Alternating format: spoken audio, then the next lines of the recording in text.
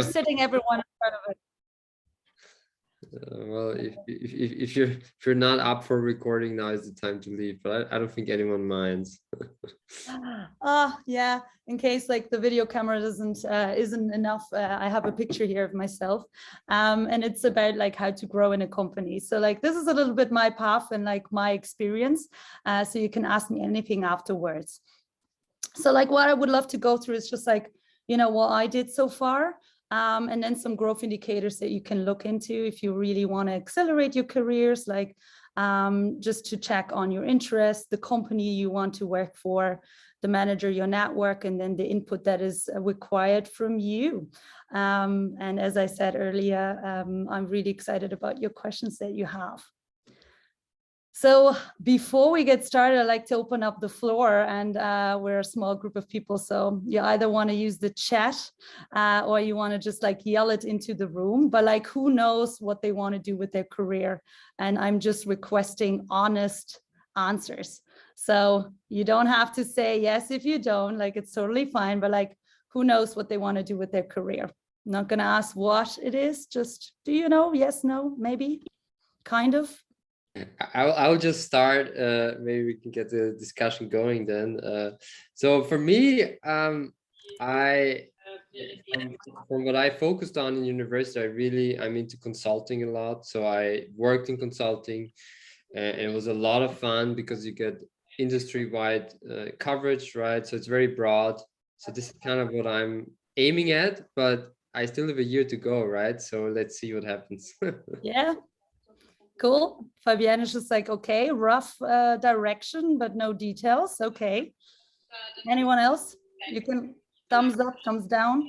Wie man das verteilen, gell? Also ich habe nur 13:45. Okay. That was not a reply, but yeah, the beauty of the mute button. Okay, anyone else in the chat? Idea? No? I mean, I can go.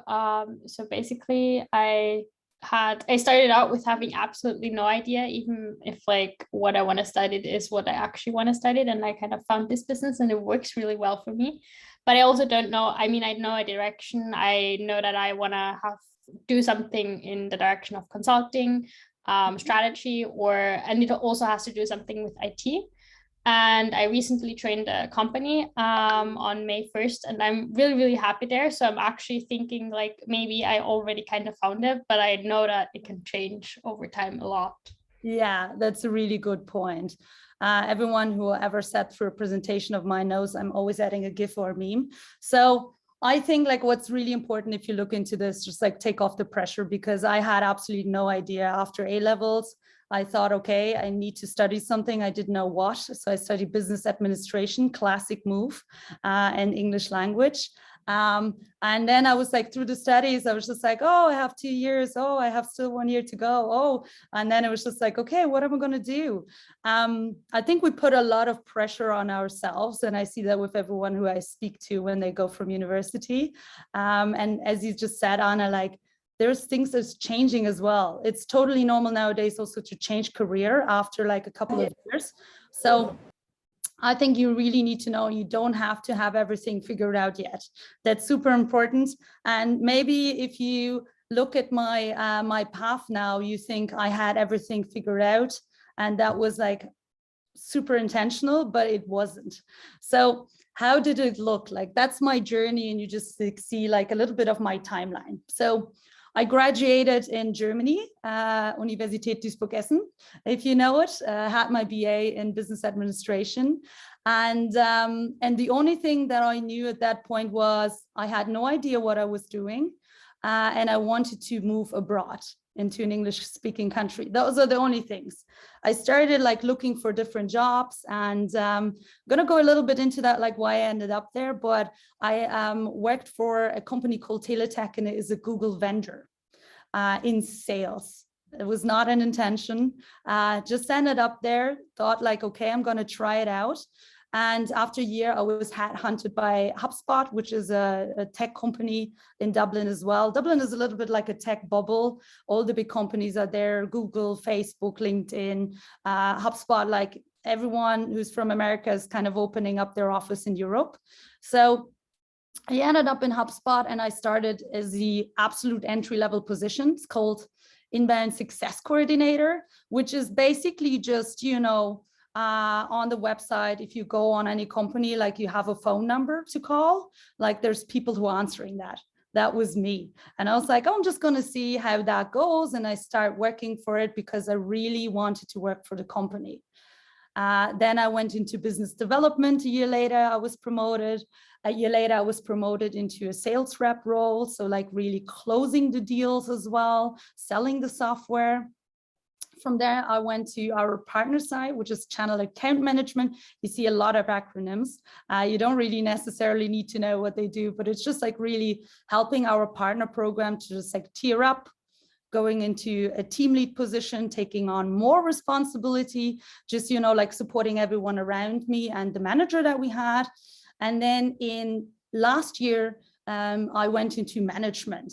So I have a team that I'm managing, which is pre-sales, and really helping them to develop their careers, grow in sales. And actually I have in July, I'm going to promote into sales management, and I'm going to manage our sales representatives. So growing up that team and helping them sell more of the software. So I think like, if you look at that seems that I always knew that I wanted to do sales, and I always wanted to do management, but to be honest, I stumbled into all of those roles, right? And it was just a really natural thing that I grow into. And there is a couple of things that I learned along the way by myself, by looking at my colleagues, or also friends and people that I spoke to from other companies and universities, that I would be happy to share with you. So what do you or should you be considering? This is all according to me. You can tell me later on if you think like that's not at all the case. But these are just like the kind of things that I picked up on. There's like a couple of growth indicators that you should be thinking of when you're deciding, okay, what kind of career do I want to have, or do I want to see myself in? The first thing is your interests. I think it's the worst thing ever if you do a job just for the sake of someone telling you to do it, or you really hate it and you just want to do it because you want the money or the prestige or whatever. Like, it should have something that you're interested in, because you're spending a hell lot of time doing whatever that is. And it's more of a broad term of that as well. You know, like if you look at every role that I didn't enjoy all of them equally, right? Sometimes you need to do something because you see afterwards, just like, okay, the step after that, the role is the one that I want to have. And you need to go a step back and just go, okay, you know, in order to get there, I'm going to do this for a while. And then I can do really something that is interesting for me. But you should really kind of listen to yourself and see like, what are things that are fun for me. Then there's the company. You should really make sure that you're specifically in your first job, like go for a company that you want to work for. And we're going to dive into that a little bit. The third pillar is the thing that is the most underappreciated.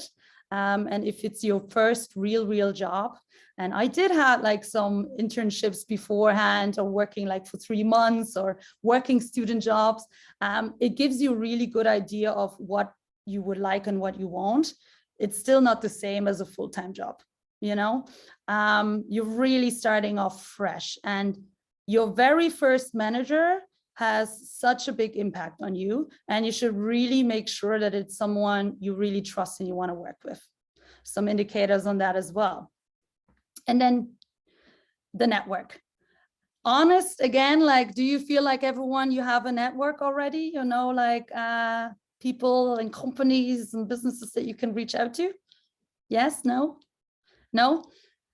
I looked at that back in the days as well when I was a student, and I was like, how do I get that? Like, what is this? This is impossible.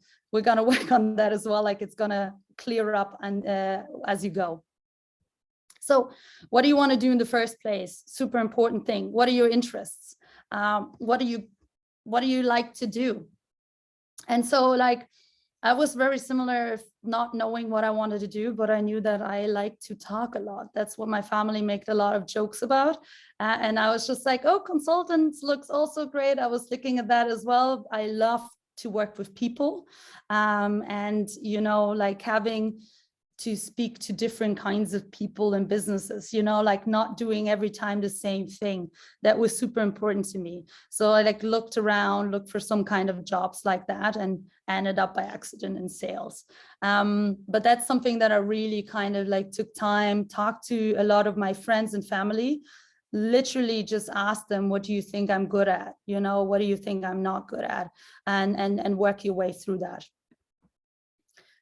Be honest to yourself about what are your qualifications. You know, I'm interested in architecture. I love looking at buildings and going around, but I'm just really not creative and I'm not that great in math. So that was just like kind of like, okay, that's not going to be a job, right? So really be honest in yourself as well and see like, okay, what are qualifications do I have, and motivations as well? And what are the ones that I can still build on? And the other one is, how do you like to work?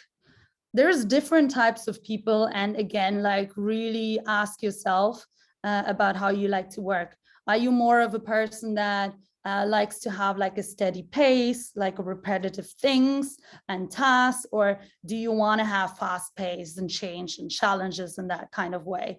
Do you like to talk with always changing people, or are you more of the kind of person that wants to, you know, like really work with a small group of people for a long, long time in projects? You know, that is going to determine as well in what kind of industry you work and what kind of job you work. So really ask yourself, like, where do you actually see yourself? Where are you thriving? And what are those things that, you know, make you not really good at, like make you nervous, or where you just don't feel good at? That should give you definitely an indicator. I just added, like, I'm happy to share this presentation with you later on, but there's a couple of cool self-assessment tests as well. There's some free ones, there's some paid ones where you can look a little bit into your strengths that you have and like your interests as well and the way you want to work. I think that helped me a lot as well. I thought at the beginning it's a little bit like astrology, and it's not going to really show anything real, but that's not really the case. It's really good things to check on yourself and see like where are actually the things that interest me. The most important part is be honest to yourself.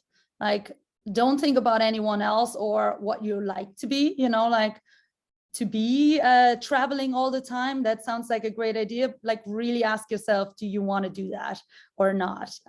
Because that's going to be a decision that you're going to stick for a while with. The other thing is like, who do you want to work for? Nowadays, like every company has like really a, you know, like a mission statement or something like that, or they should have something. Do you really believe in the company and like what they do and what they stand for? I think specifically nowadays it's like super important, but you're going to, you know, be a part of it. Like, it's going to be a part of you. You're going to be representing that company. So really make sure that you agree with the same thing, because if you do, it's going to be so much easier to really grow in that company and support your cause and be good in your job. Because if you truly believe in the mission, then there is no real stopping you there. If you don't, then there's always this hesitation. You're not feeling really good. You're not going to do a good job. And then you're also not going to get into the promotion path. Another thing is the field, the product, the service interesting? Said it earlier already, you know, like you're going to spend a lot of time doing whatever that is. So if you're consulting for a company, like, is that actually something you're interested in? You know, like about, you know, consultancy for finance.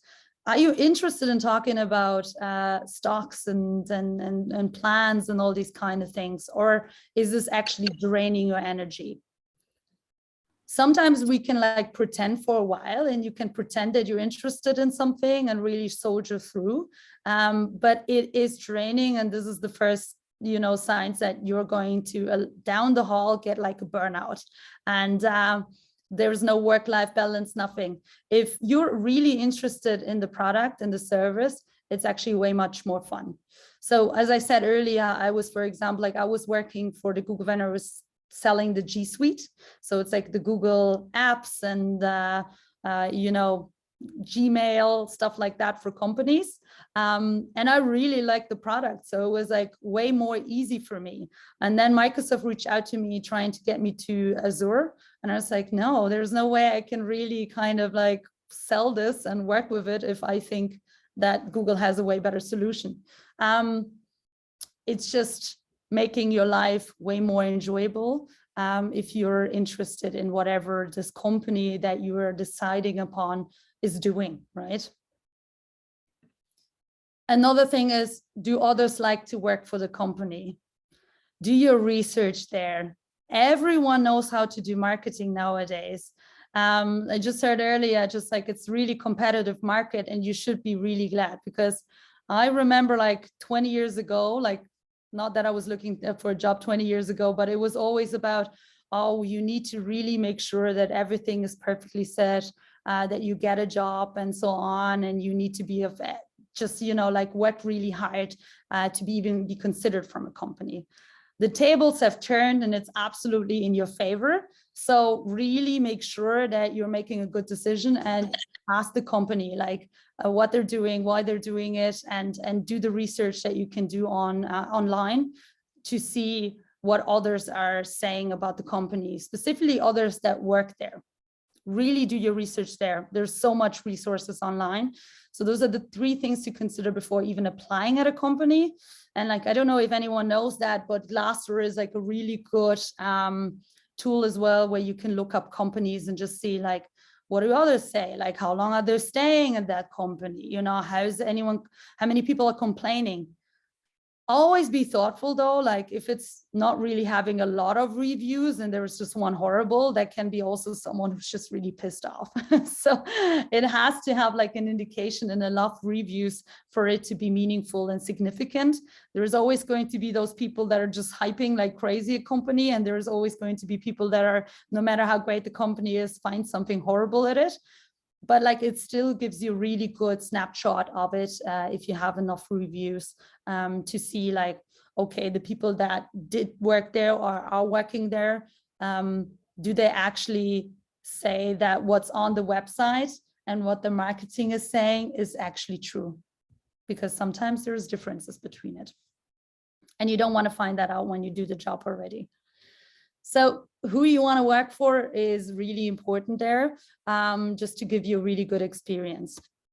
So a thing that you can look into and some indicators is like growth rate. If we're looking at career growth and development, it's just a thing that if the company is growing, there is more and more opportunities opening up. And the chances for you to really kind of like promote and learn new stuff is way higher. Or if we're looking at small companies, like how successful are they working? So for startups, for example, like are they skyrocketing? That might be also a really good indicator. I don't know if anyone sees this, but like there is like on LinkedIn, you have the LinkedIn insights on companies where you can see like how many people they just hired like in the last months, years, etc., which gives you really good insight on how the company is doing. The better, the more growth, the more opportunities are opening up. The other thing is culture. You're spending most of your time in this environment, there's like this jokes always about like work husband and work wife, and like your colleagues, the ones that are sitting next to you, you spend with them most of the days, 5 times a week. So you want to make sure that you're actually enjoying working with those people. For me personally, it was a thing that I couldn't see myself to work in a super traditional German manufacturing company where everyone just clocks out after work, For some people, it's really great where they go like, hey, I just want to do the job there, and then I want to clock out and not talk to anyone anymore. That's totally fine. If that's you, like look for those kind of companies. if you're the kind of company, like person that wants to, you know, go after work for some drinks or whatever, like you need to look for a company that is offering those kind of things and is attracting those kind of people there as well. So looking at the company pages, they give you a good idea about like what's important to them. What do they put on their company page? Like, what are they talking about? What are they proud of? Are they proud of their diversity and inclusion efforts? Are they proud of their environmental offers? Are they proud of, you know, like that they're paying overtime and you don't have to do it? Like, you know, you get a good insight from the company side. And again, be honest to yourself, what's important to you. The other thing about career growth that, you know, okay, there is a really good sign that you have great career growth opportunities is the resources that they put up on. So what are their benefits? Is there trainings mentioned, reimbursements? You know, you can do research online already, but if you're in conversation with a recruiter, you can always ask them as well, and they can let you know. I just had like a couple of examples here. So from the company that I work for, HubSpot, for example, like we have a 5K reimbursement every year that you can use on courses and classes to work on your personal growth there. Adobe has like learning funds and a lot of those resources here as well, and courses that you can expense, which is really cool.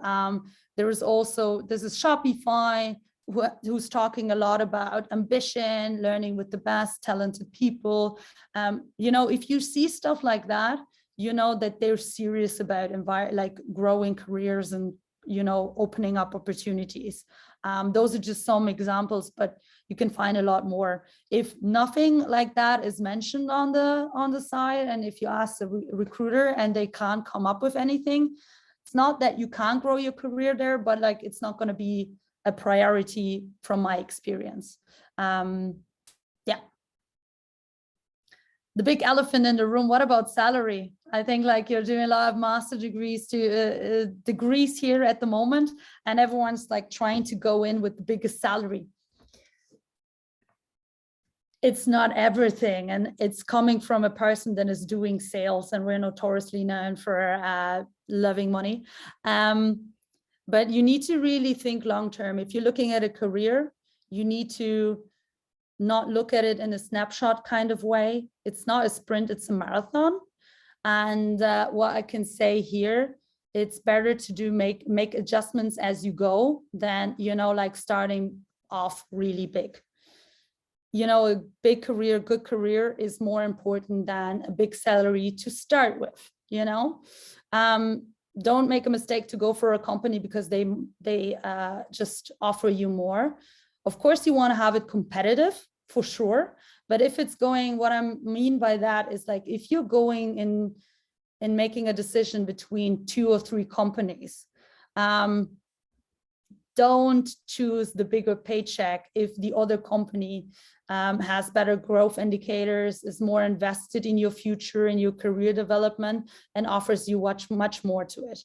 Because if you're having career growth, your salary is going to increase equally. I've seen some people that go for a bigger paycheck and then they stay in the same role for like 2, 3, 4 years. And other people overtake them, you know, taking a smaller paycheck. And if you remember, or you can go back in my slide, for the Google vendor, I was like working as a BDR, and then I went career step back for HubSpot, and then I was a BDR a year later and accelerated there. The people that still were in Google, like were at the same job. So I jumped back to go ahead. But of course, you need to always make adjustments as you go. Sometimes it is smarter to leave a company and go for a bigger paycheck afterwards if it's not competitive anymore. But specifically in the very first job role, do make a point of choosing, if it's going neck to neck with some others, go for the one that puts more time and money and care in your career growth rather than the big salary paycheck. I said it already, like the manager is the most important part. Ideally, you know, like a manager should, you know, it should be your biggest supporter. This is the person that really invests in with the time that they put into you, and like really can guide you also to your career goal, especially if you don't know it so much, like at the beginning, first role and job, and you're like between a couple of things, they can start pointing you in the right direction. So you really, the first one is the most important one. You really want to make sure that you have someone there who's on your side. So if you're interviewing, like don't pretend, like don't be extremely tough if you're not, or like don't try to be extremely funny if you're not, like just like really answer, prepare, have like examples in the interview, but like answer honestly, because the worst thing as well is you're going to pretend to be someone that you're not. You get the role, and after 3 months, your whole facade is crumbling, and then you're just like, okay, we're not a good fit, actually. So the right manager is going to pick you, right? So if you're interviewing, like, what is the environment? Do you have like a good kind of feeling with this person sitting in front of you or not? Ask questions. I hate it if I'm in interviews and people don't ask me questions. Now that I'm a manager, like I'm on the other side of the table. You don't show interest if you're not asking questions. And also, like, I want you to ask questions about career growth. I want people that wanting to accelerate their career. So what is this manager, like how are they spending their time with their employees right now? Those would be great questions. Or like, what are they valuing, or how are they as managers? How would they describe their management style, and see like if you actually enjoy working with them. And the other thing is like, do your research again. You can write people on the team on LinkedIn. You can look stuff up online, but also just like if you're not trying to reach someone, if you're a little bit hesitant, you can already do some research on LinkedIn and just see like the people that work in the company, like, are they all doing the same role for years and years and years? Or do you see like people progressing? So is there career growth on the team? That's also a good question to ask in an interview. But you need to be sure like that you want to spend some time with this person, because you're going to have a lot of interaction with them and they're going to point you in the right direction. Cool. So I know like we're doing studies and we think like, oh, we're really great at skills if we're going from the masters, and we know it all, but I'm sorry to break it to you, but you have very little idea what you're doing at the start, because every company is a little bit different.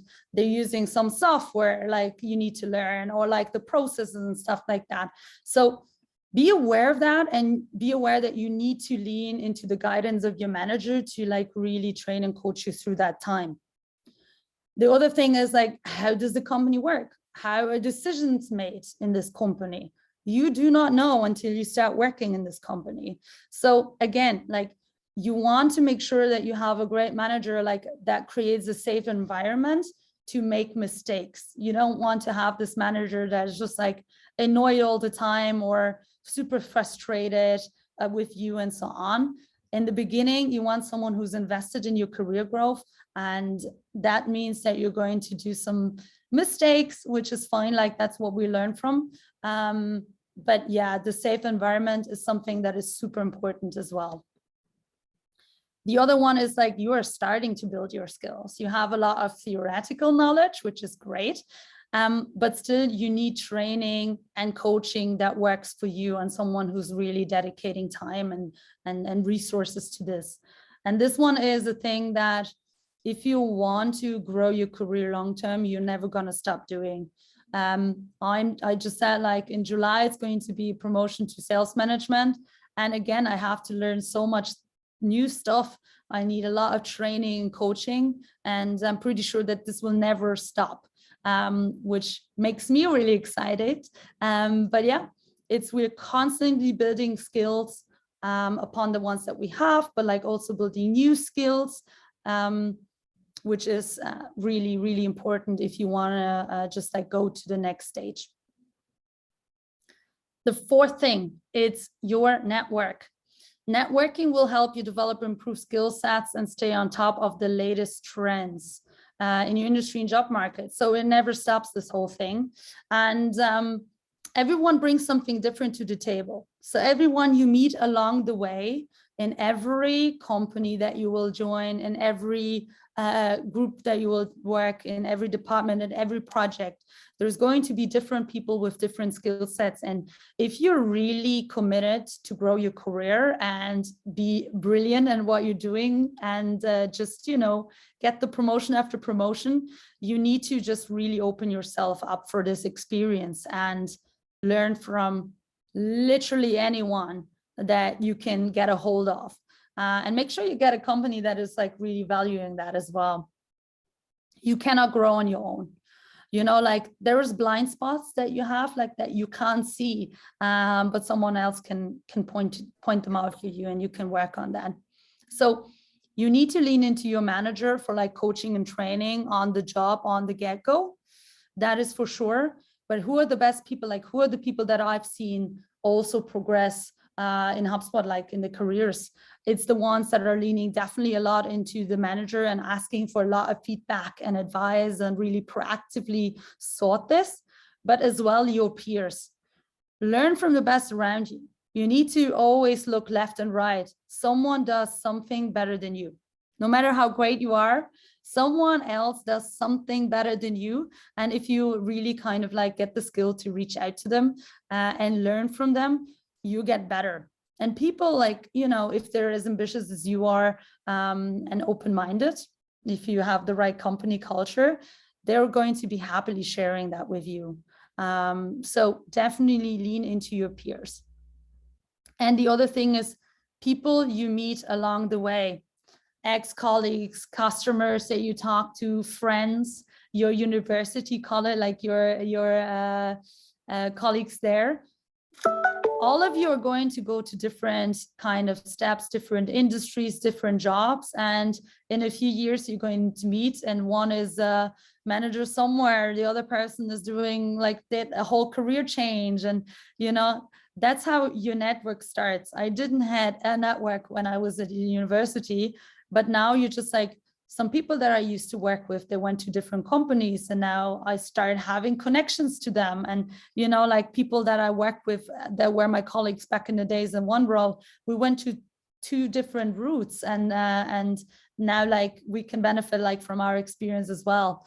So definitely lean into the people that you meet along the way and make sure that you are staying on top of those relationships. The thing that I always love to say is like, be curious, you know, be open-minded.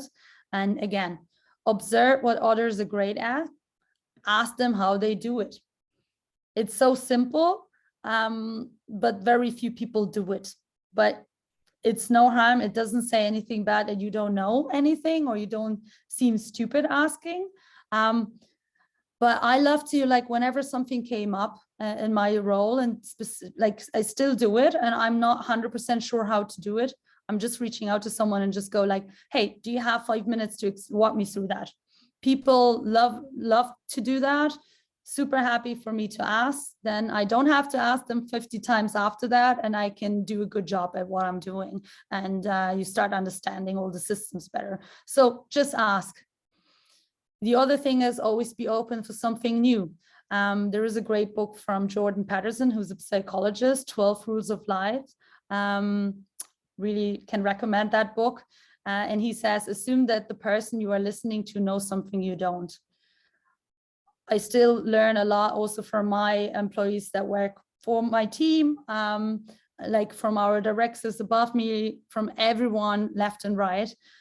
Someone knows something that you don't. And so just, you know, be open-minded, talk to everyone you can, and learn as much as you can.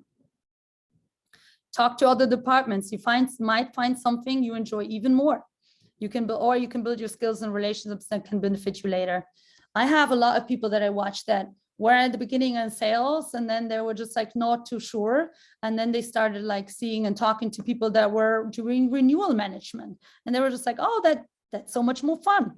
And so they went and transitioned into that role. There's people who go into success management because they want to work like long-term with clients and do like more strategic roles, which is also great, right? Then you can transition into that one. So really don't just focus on your department or like your role. If you are deciding upon something, always talk to different departments about their jobs. You can, worst case scenario, just learn some skills. But in the best way, you might find something that where really your passion is. So be curious about different departments and how they work. You know, talked a lot about like asking people for help, like do also help others. You know, you learn a lot by explaining things to others, where if you say it out loud, it sticks way better, even with yourself. But also, that is your network, how you build it, because you helped someone, you work with someone in a really good manner, and then in 2-3 years they're in a different company where you might want to join or whatever, you know. So it's really an immediate effect, but also a long-term one if you think about career growth. And the other thing is, compare yourself to who you were yesterday, not others. Everyone's career, everyone else, like it looks more fancy than you feel it for yourself. Really go with the mindset that you want to be better than you were beforehand. You want to have more skills or more knowledge about something, or be better at working with someone. Compare yourself to who you were yesterday, not others, because that's going to drive you just mad and depressed, and you don't want to do that. So what is your input?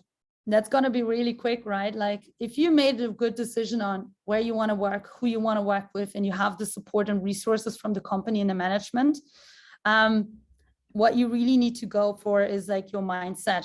And I don't know if anyone read this book by Carol Dweck. It's a summary of growth and fixed mindsets. And if you want to buy any book or, you know, Kindle or whatever, that is that one. Fabienne, have you read it? Yeah. I hope. Did you enjoy it as much as I did? Yeah. It's really nice. Yeah. It's really good. I can only recommend it. And it's really about two theories. It's one that there's people who have like a fixed mindset, and then there is the growth mindset. And you can train yourself on going to the growth mindset. The fixed mindset is really just like people that believe that you either have the skills or you don't. I'm just like breaking it down very like narrowly. You have to read the book, it's way more better explained. But it's just like that your abilities have a limitation at some point, so you can't really change it. You know, I'm not good at it, so that's it, right? And then there's the growth mindset of people who go like, hey, I can learn stuff, I can get better, I can teach myself. And they're way more positive if it goes around like challenges and failure. And you can really, really train yourself. And if you want to accelerate your career, I tell you, you need to create a growth mindset for yourself. I think like, I love this phrase as well, failures offers opportunity and growth. And I do like to ask in interviews as well, the question of, when was the last time something didn't work out for you? And we're not talking about like, I'm so punctual, you know, I hate those kind of examples, but be honest, like tell something where you were not great at, you know, like where you messed something up, like you made a mistake. What we want to see is that you learned from that mistake, that you went back and you worked harder on it, or you changed your approach and then it worked out, or something else worked out, you know, like that's the growth mindset. And while the career, like if you look at it afterwards, it looks like it's just going in one direction, up, up, up. There is so many things where I had failures, setbacks, where something didn't work out. Alone in like jumping from like an individual contributor role to management, I had to learn a hard way, where I was just like, I'm really good at my job, like I'm really good at selling. And then you start working with other people, and then you're just like, oh no, I can't teach this one specific person, like they don't like to work with me. Why is that? Like I'm failing. And then you need to really recalibrate and learn stuff. And this is really the thing that makes you grow the most. So try to really implement the thing, like ask for feedback, ask the right people for feedback. You know, you learn from it. Don't take it personal. If someone tells you, hey, this was not done really optimal, like you can do this and this and this way better, like don't take that personal as an offense and like a mean way of saying you're not good at it. Take it as, okay, cool, that is great, I can go back and do that and get better and better and better, and next time this is going to work out phenomenally. So I can only recommend reading this book as well and working on your growth mindset and being really positive about, failure, because all of us did it. And if you never had a failure, it just means that you didn't really try hard enough and you just stayed in your comfort zone. And that's not something that will get you far in your career growth, if that's what you aim for. And the other thing is just, I'm sorry to break it to all of you, but it's hard work. And I just screenshotted here, like the definition from the dictionary. There's not too much of a secret to success. It is a lot of perseverance, endurance, hard work to be successful. No one just, gets stuff. There's a few people that are the lucky ones that get that, but most people, even if you don't see it, really work hard, mostly on themselves, but to get better every day, even if it's just a little bit, like put on the work. And if you think about the indicators that I pictured at the beginning, if you like the company, the manager, and the team, it's so much more easy to work hard. That is it from my end. And as I said, like, super curious to see if you have any questions. So opening it up to the floor. Yes. Yeah, so I would be interested. You said in the beginning you wanted to go abroad after your bachelor's, and I feel the same. So I was wondering if you could give me any tips. Obviously, were you just looking at Europe? Were you looking outside of Europe? Benefits, drawbacks of each, etc. Yeah, so I wanted to be in Europe. So I didn't want to go too far away from my family, to be honest. So it was like, for me, Europe, I'm not gonna lie, I was thinking, just my experience, wanted to go to Edinburgh because I think it's very nice. And then I realized it's only finance jobs. And then I was like, okay, that's really quickly off the table. And then I was looking for just, England somewhere. I was looking for, just like in that area. And a headhunter, I just like uploaded my profile as well on some company websites, and people are going to reach out to you. So that's how I ended up in Dublin, to be honest. And that's why I might have a little bit of an Irish twang here. So yeah. So I think like just being open-minded again is like super important, and also not being too harsh on yourself. If you want to go abroad, like, do it. It's never been more easy. And also I was a bit afraid of, okay, what if it doesn't work out?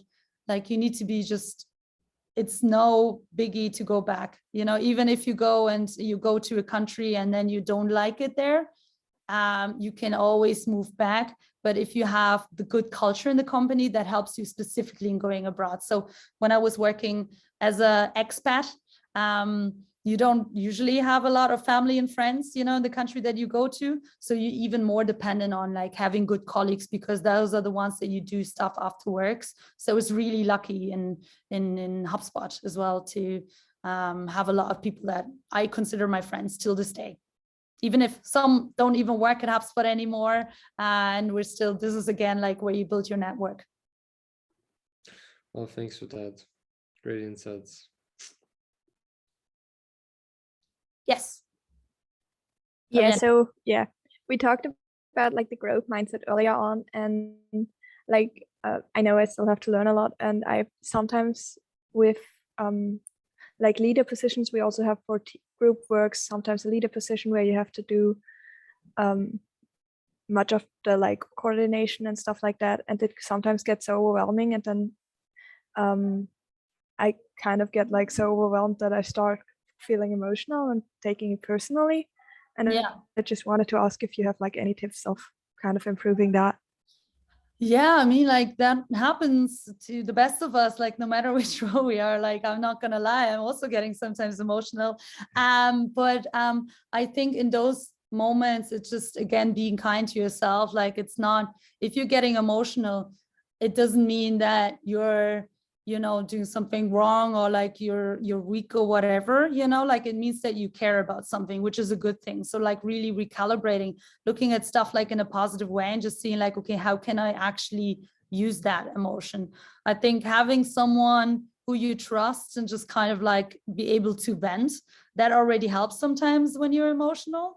So like having this one colleague or friend or whoever that you can go to and just, you know, like be emotional with them, and then you can go back and just, you know, relax. But I think it's a lot about in business and not being emotional. It's experience as well, and just realizing it's not all about you. You know, people are having their own stuff. So like someone might have like a really horrible time privately and you just don't know, and that's why they acted in some way. So just always thinking about like, I actually don't know what's happening, and having the positive intent implied is helping a lot when someone is not pulling their weight and you're getting angry and frustrated, or someone is being mean or rude.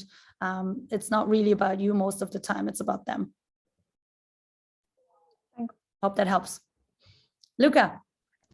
Thank you. Can you hear me? Yes. Yeah, sorry, I don't have a camera. I apologize for that fact. I mean, I was wondering, and you already actually talked about it a little bit, about who impressed you the most in an interview, and why. Like, what are success factors? I know you already mentioned parts of it, but like if there was like one concrete example that you remember. Oh, there was this, I had multiple ones, to be honest. But like there was one guy as well that I had this conversation, and you know, like we asked in the last interview rounds, it's a lot about behavioral questions. So like each manager, there's like 3 managers interviewing after another, and like everyone has like this one behavior that we're aiming for, like checking for coachability, you know, like can they demonstrate that, for example. So we ask a lot of questions around one topic. And there was this one person who was just like, afterwards, when they asked their questions, he was asking like everything directed to me. So it's just like training him about, you know, how do you work in conflict management situations? And he was redirecting the questions, and he had like really thoughtful questions on the get-go about how I manage conflict and how I make sure that he's going in the right direction and like, you know, is doing the best of it. And I thought that really impressive, because he somehow totally saw through it and just was bold enough to ask me like those really deep questions, which I thought was great. So you would say asking, I mean, you already said it before, like asking questions is like vital, right? But what I was, could it be like in some situations that the interviewer does actually not want, like one does not want to be asked questions? Is because I can imagine that sometimes being the case. Yeah. So that's like, in my opinion, so it depends on what you want. So that's again, like, then it's probably not the right company or manager that you want to work for. You know what I mean? Like, because if I would now interview for a different company, like I would 100% want to know, like, how do they do trainings and how do they do career development? Because it's important to me. If the other person is giving me the vibes of like, oh, they're annoyed by that, they're annoyed about me trying to make sure that I have career opportunities and growth, like that's a total sign for me, like that's not the company I want to work for, you know? Yeah, that makes sense. Thank you, I guess. I actually have a question. You talked a lot about how your manager is also supposed to be a supporter of yours and kind of like a learning or part of your learning path.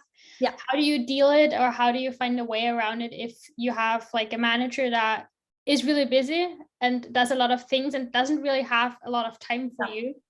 Do you have any experience regarding that? Yeah, I do. You know, like there's some situation and you need to kind of like, I think, differentiate between, is this just a snapshot of time because like there is something happening in a company right now, so they have not a lot of time for a short amount of space and time, you know what I mean? Like kind of like, is it just a situation for 1 or 2 months, or is this like a big thing? So if it's just 1 or 2 months and they're like super struggling, like I would just take myself a little bit back and just go like, hey, that's fine, like take care of that so that you can then take care of me again. If it's long term, you need to anyway like lean into your colleagues and stuff like that. I think that's always super helpful. But if it's a good company, you can find like other mentors and just, you know, trying to lean into those people and just, you know, of course with your manager, work through a plan. So a good manager, again, like if they don't have a lot of time because of XYZ, I can give you an example. So I'm going on my sabbatical next month. So I'm having a whole month off because I'm over 5 years in the same company. So like that's one of the benefits. So I'm not going to be there for my team. And of course, like that's not great for them because they're not going to have a manager for 1 month. But you can have like different support systems. So we have other managers chipping in, like it's everything taken care of, and you just kind of to reassess that and just go like, okay, look, like for the time being, you're gonna be working with this person and they are doing the training, coaching and stuff like that. And ideally this comes from your manager. And if you have a good conversation and just go like, hey, look, I understand you don't have the time, which is totally fine, but like, I would love to work on XYZ. Can you point me in the right direction? Like, is there online resources that I can work with? Is there a person that is great in the team that I can lean into? Something like they should find something for you to work with. Perfect. Thank you. Yeah.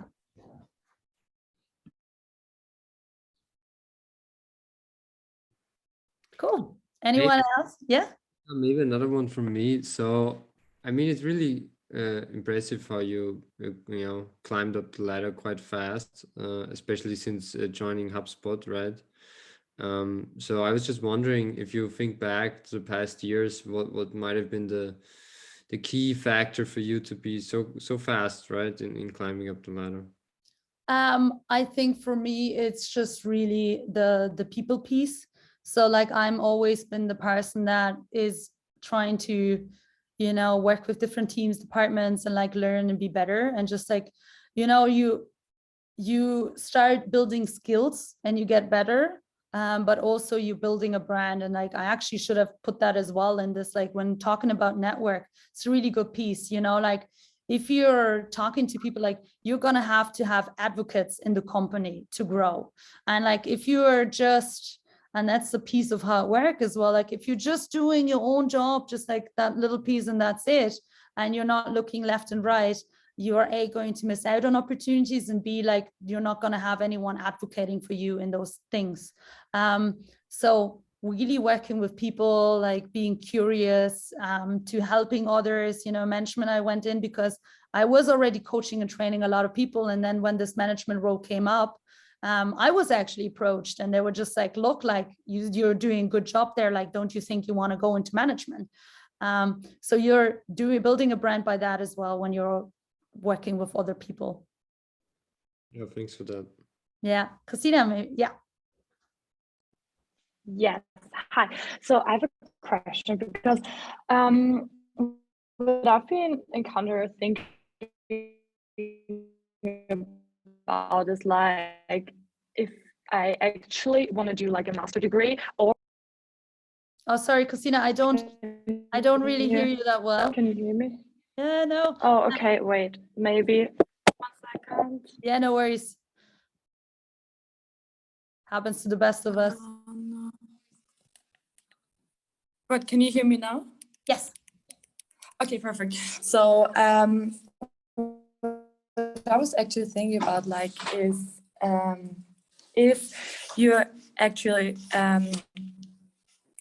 because a lot of my friends are also talking about it, like doing a master degree directly after your bachelor, or if you rather like start working and building on skills rather than doing a master degree. Do you think there is like a trend in one of the directions? And do you think what is like valued more at some point? Yeah, that's a brilliant question. And I think it depends on which industry you go to and where you want to work in. To be very honest, like I'm in tech, like I thought I wanted to work and build skills. So I had just a bachelor degrees and I wanted to work. And I thought like, if I need a master degree, I can still go and do like a dual thing or whatever. And in tech, it's not necessary at all. Like we actually also, you don't have to have any university degree, which I think like a bachelor is really good because it indicates that people can work by themselves and have deadlines and timelines and work through pressure. But I don't need anyone in tech necessarily that has a master degree. You learn way more on the job, but it's different categories. If you do want to work for a traditional consultancy, which some people mention, it's super important to have a master's degree. If you're thinking about doctors or whatever, like I would definitely say as well, master's degree is important. But I think it's super depending on which industry you want to work in. And then also about yourself, because if you really enjoy learning and like, you know, the way you do in a master's degree, then you should definitely do it if you have the means to it. But if you don't and you want to have experience there, I don't think it's 100% necessary. That's just my opinion, by the way. But in tech, I can say for tech only, it's definitely not necessary. I don't know about any industries there. Luca.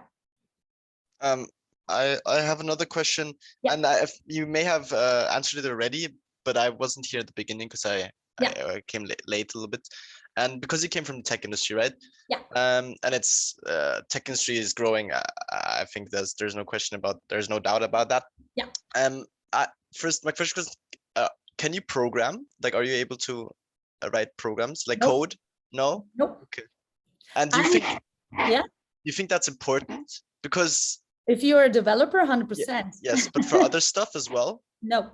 Not at all. Okay. Nope. Good. Because sorry, in our stories as well, for example, or my brother is doing chemistry, and they all have to code as well, even though they're not coding and they're not doing programs, especially in the tech area or natural sciences. At least in the bachelor, there's one point where you will have to start learning a language like Python or something. Yeah. And I mean, we're business students, but we also have some, at least in our degree, we have some contact with that. Yeah. But, no, we don't need it. So I mean, like, it's always helpful, like if you also understand that, but like I never had any misadvantages for not knowing. If you want to be a developer, like you definitely should know. No, I don't. But if not, like that's not required. But like we have people, like we have, for example, in HubSpot, like a reimbursement. So some people have just interest in that and they want to go into, you know, if you want to be even project manager, some need to code and some don't.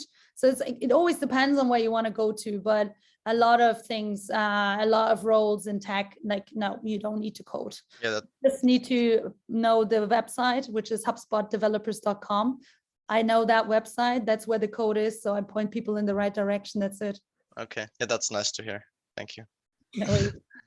And maybe as we're by the end of our nice call today, maybe you or Vanessa could share with us, you know, entry options for business students, you know, give us a short overview of, you know, maybe what we could do at HubSpot. Yeah, just like a HubSpot careers page. And I would always recommend, as I said, like throughout the slides, like definitely we can share that afterwards. Read through that, and maybe also in this one's like, really, I think it's also important specifically for the females here. I think where sometimes you read stuff and you're just like from what it's written there and you just go, oh, I need to be already super advanced at that. Don't get scared, you know, from like some things that you see on any, what is the English term for it? You know, the career requirements. I like, if it's a role that is interesting to you, like you can always go for it and ask the recruiter along the way and make sure that it's something that you're able to learn. I don't expect everyone who starts with our role that they're already masters in it. Like that's what I'm here for as a manager, to really teach them and train them as well on a lot of stuff. So definitely look at the career pages, reach out to Vanessa and myself if you're interested. But if you're looking for any kind of job and career pages, don't be too harsh on yourself. And I also share this with you guys afterwards on how to stay in contact with us, where the links are embedded in as well. Like Xenia mentioned, we have on our career page basically all the entry-level roles, and that's just a quick link for you to get there. You can also follow us on our socials, where you can usually see like on HubSpot Live about our culture, what's it like working at HubSpot, or via LinkedIn and TikTok and the Student Spot. There we usually share like tips and tricks about how to build out your career and how to prepare for interviews and things like that as well. And there will also be like a quarterly newsletter where we update you about new roles at HubSpot or any events that is happening as well. And we will share this with Anatol after the call. Well, then I will just say thank you very much. Thank you, both of you, and Vanessa for stepping up, and Xenia for really doing a great presentation, great inputs. I think it's very valuable for all of us. And I will share the recording with everyone. And if there's any questions, I will forward them, or even, I don't know, hand you your email. And yeah, so really, thanks a lot. And yeah, hopefully we see each other again. Yeah, it's been a pleasure, and thanks a lot for those great questions in the end. Really enjoyed that. Perfect. Have a great day, everyone. Yeah, you Thanks too. a lot. Have a nice Bye-bye. day.